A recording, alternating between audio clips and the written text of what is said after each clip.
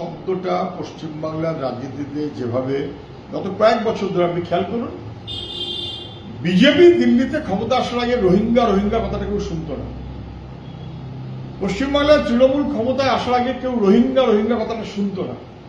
তাহলে তৃণমূল রাজ্যে এবং দিল্লিতে বিজেপি রোহিঙ্গাকে আমদানি করলো কারা?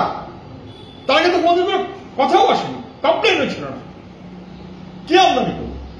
আচ্ছা, রোহিঙ্গারা যদি বিদেশের আসে, যদি বর্ডারের দায়িত্ব তো দিল্লির সরকারের, বিজেপি বিএসএফ, কি করে আসছে তারা?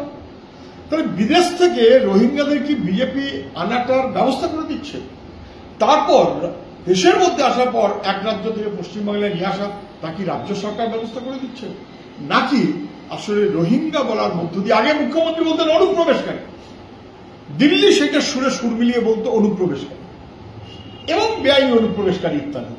এখন দিল্লি বলছে রোহিঙ্গা, সেই সুরে সুর মিলিয়ে মমতা বলছে রোহিঙ্গা। আগে মমতার সুরে সুর মিলিয়ে দিল্লি বলতো অনুপ্রবেশ, এখন দিল্লির সুরে সুর মিলিয়ে বিজেপির সুরে সুর মিলিয়ে মমতা বলছে রোহিঙ্গা। আসলে মানুষের প্রতি কোনো দায় নেই, আর নিজেরা যে অপদার্থ সেটা স্বীকার করার মতন যোগ্যতা এদের নেই।